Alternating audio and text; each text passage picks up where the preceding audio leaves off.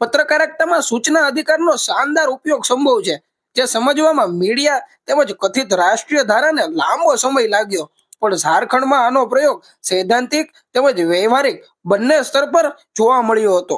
સમાચાર સ્ત્રોતને અને સમાચારને સૂચના અધિકારમાં કોઈ પણ જગ્યા કે સ્થાન ન હતું, કારણ કે એ દિવસ સુધી એવો કોઈ નિયમ જ ન હતો અને ન તો એવી કઈ અવધારણા હતી. સૂચના અધિકાર દ્વારા પત્રકારિતાને પણ મજબૂતાઈ અપાઈ હતી. સૂચના અધિકારે ના બળે જ ઝારખંડમાં વિધિ વિભાગના સત્યો સામે આવ્યા હતા. સૂચના અધિકાર કઈ રીતે ગહન અધ્યયન કે જાંચ પડતાળમાં પણ મદદરૂપ થઈ શકે તેની એક ઝાંખી સાંભળો. ઝારખંડ હિન્દુ ધાર્મિક ન્યાસ બોર્ડના અધ્યક્ષે ગેરકાયદેસર ગતિવિધિ દ્વારા 2 અબજની સાર્વજનિક સંપત્તિને નિજી સંપત્તિ જાહેર કરી દીધી હતી, જેમાં 52 વીઘા જમીન અને કોલકાતાના 2 મકાન પણ સમાવેશ હતા. 1998માં માલિકે ટ્રસ્ટ બનાવી નાખ્યું હતું.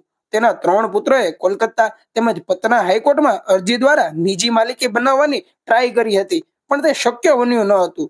ઝારખંડ હિન્દુ ધાર્મિક ન્યાસના અધ્યક્ષ બન્યા પછી રાજેન્દ્રનાથ શાહદેવે નિજી સંપત્તિ જાહેર કરી હતી. ધારા 43 મુજબ ટ્રસ્ટમાં જો કોઈ મિલકત બાબતે પ્રશ્ન હોય તો કોઈ પણ પ્રશાસનના ન્યાયાધીશ સેવા પદાધિકારીની નિયુક્તિ કરે અને અનુસૂચિત થાય પછી જ તે નિર્ણય સુનાવી શકે. પણ શ્રી સહદેવે તો કોઈને પણ અનુચિત કર્યા ન હતા અને પોતે જાતે જ નિર્ણય આપી દીધા હતા, જે સંપૂર્ણ ગેરકાયદેસર હતું. દેવધર જિલ્લાના ઉપાયુક્ત એ પત્ર લખી અને પોતાનો મામલો સરકાર સુધી પહોંચાડ્યો હતો અને વિધિ વિભાગને જાહેર સૂચનાના આદેશ આપ્યા હતા, પણ રહસ્યમય રીતે વિધિ વિભાગ તો ખામોશ રહ્યો હતો. પ્રભાત ખબરે 19 ડિસેમ્બર 2005 સૂચના અધિકારના બળ પર એક નોટિસ જાહેર કરી. 8 મહિના પછી તથ્યો બહાર આવ્યા. સરકાર દ્વારા વિધિ વિભાગને જણાવવાનું કહ્યું, પણ એમણે તો આ કામ દેવધરના જિલ્લા ઉપાયુક્ત એવા મધ્યસ્થી પદને સોંપી દીધું. તેમણે અપસ્મારરૂપ એમને આપી દીધું અને અપસ્મારતીએ અંચલ અધિકારીઓને કામ આપી દીધું. તેમણે આ કામ હલકા કર્મચારીઓને આપી દીધું. હલકા કર્મચારીઓએ ખોટા કાગળ મોકલી દીધા. આમ કોઈ પણ સાચી જાંચ પડતાલ થયા વગર જ વિધિ વિભાગે મંત્રીને સોંપી દીધા, જેના પર 17 ઓક્ટોબર 2006ના દિવસે પ્રભાત સમાચારમાં આવ્યું કે હલકા કર્મચારીઓ દ્વારા ભારે કામ કરવામાં આવ્યા. ફરી એકવાર રાજ્ય અને સરકાર દ્વારા વિધિ વિભાગને મનોરમા ટ્રસ્ટની જાંચના આદેશ મળ્યા. આદેશ છતાં જાંચ કેમ ન થઈ તેમ પણ પૂછવામાં આવ્યું, તેમજ વૈધિકતા મુજબ કાર્ય કરવાનું વિભાગનું કયું કામ હતું એ પણ પૂછવામાં આવ્યું. મનોરમા ટ્રસ્ટ સંબંધી મામલામાં ઉપરયુક્ત વિભાગને કયા પગલા લેવા જોઈએ અને કોણે પગલા ન લીધા હતા એવા પણ પ્રશ્નો પૂછવામાં આવ્યા. વિધિ વિભાગની ગરદન ફસાતી હતી એટલે એમણે ચુપ્પી તોડી.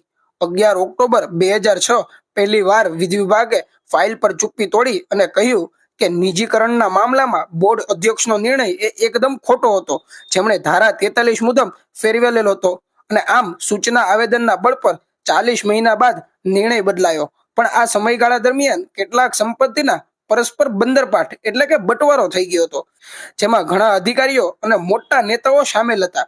પછીના સૂચના અધિકાર આ બધાની પોલ ખોલે એમ હતા અને એક મિસાલ રૂપ બને એમ હતા. સમાચાર માત્ર મળવા પાત્ર જ નથી, પણ સૂચના અધિકારના નિર્ણય શક્તિના લીધે તે એક મિસાલ બની ગઈ હતી. ડિસેમ્બર 2005માં પ્રભાત અખબારે આ વિશે માહિતી મળી હતી, જેનું સત્ય વિધિ વિભાગ જ આપી શકે એમ હતું, પણ વિધિ વિભાગના અધિકારીઓ કોઈ પણ કહેવામાં માંગતા જ ન હતા. વિધિ વિભાગ પર જતા સંયુક્ત સચિવ મુન્દ્રિત મિશ્રાએ કહ્યું કે આમાં સચિવ જ માહિતી આપી શકે. એમણે સચિવે પણ એમ જ કહેવામાં આવ્યું કે એમને કંઈ પણ રસ દેખાડ્યો નહીં અને ફાઇલમાં મોઢી દેખાડી અને સાફ અસત્ય કહી દીધું કે મને તો ધ્યાન જ નથી આવતું કે કયો મામલો છે. અને ઉપરથી એવું પણ કહેવામાં આવ્યું કે અમને જાંચ માટે તો કોઈ આદેશ જ નથી આપવામાં આવ્યો. ખરેખર જાંચ માટેનો આદેશ જુલાઈ 2005 થી મળી ગયો હતો, છતાં કંઈ પણ કાર્ય થયું ન હતું.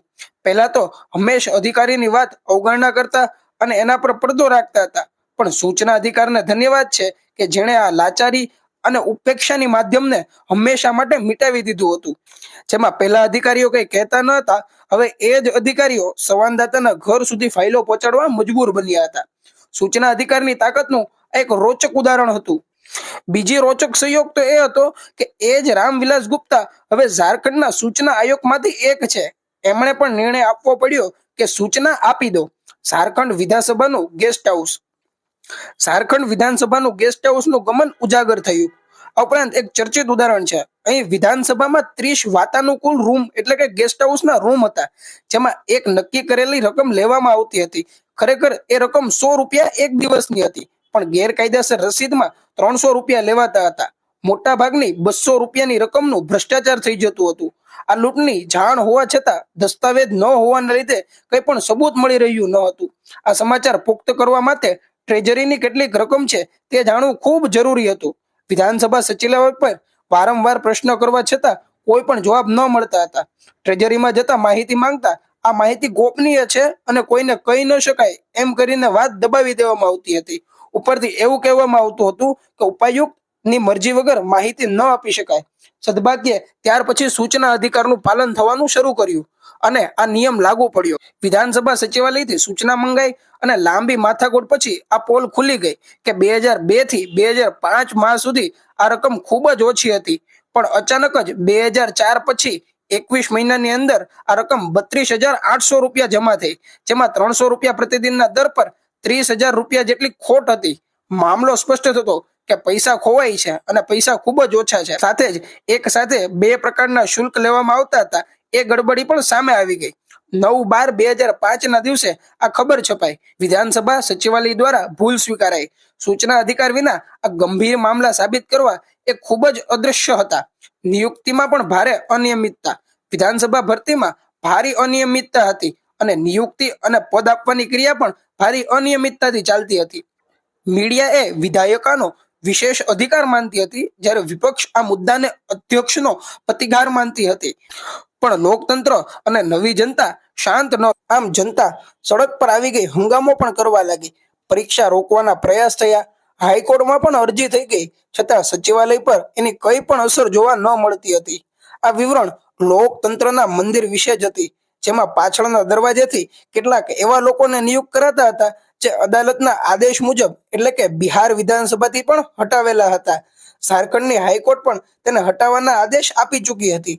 1000 બેરોજગારે આવેદન આપ્યા હતા, પણ માત્ર 52 લોકોને જ એડમિટ કાર્ડ અપાયા હતા. આ બેરોજગારો રસ્તા પર આવી ગયા હતા. અદાલત દ્વારા પણ પરીક્ષા પર રોક લગાડવામાં આવી હતી. ઓક્ટોબર 2005માં 75 અનુસેવાની ભરતી પણ કરવામાં આવી હતી, પણ જેમાંથી 36 જેટલા લોકો તો બિહારના પલાનુ જિલ્લાના એક જ જિલ્લાના હતા, જે અધ્યક્ષના વિધાનસભાનો ઇલાકો હતો. અન્નયુક્તને પારદર્શિતાનો પણ અભાવ જોવા મળ્યો હતો. ઘણીવાર સંવાદદાતાએ સૂચના આવેદન કર્યા, પણ વાત બની નહીં. અંતે 29 નવેમ્બર દ્વારા ઘોષણા થઈ ને એવી સૂચના ન મળી શકે જે ભ્રમ ફેલાવી શકે એવી વાત બહાર મળી. પણ એક દિવસમાં બે વાર પ્रणोती પણ થાય એવા દાખલા પણ જોવા મળ્યા હતા. એક નિયમ એવો હતો કે કોઈ પણ વ્યક્તિની 2 વર્ષ સુધી પ્रणोती એટલે કે બોનસ પ્રગતિ ન થઈ શકે. પણ જ્યારે સંવાદદાતાએ માર્ચ 2006માં પ્રગતિ વિધિના ડોક્યુમેન્ટ મંગાવ્યા અને ત્યારે માહિતી મળી કે 7 મહિના પછી સૂચના મળી કે વિધાનસભામાં સચિવ સીતારામન જેટલાને 5 મહિનામાં 3 વાર પ્रणोती એટલે કે પ્રગતિ થઈ હતી.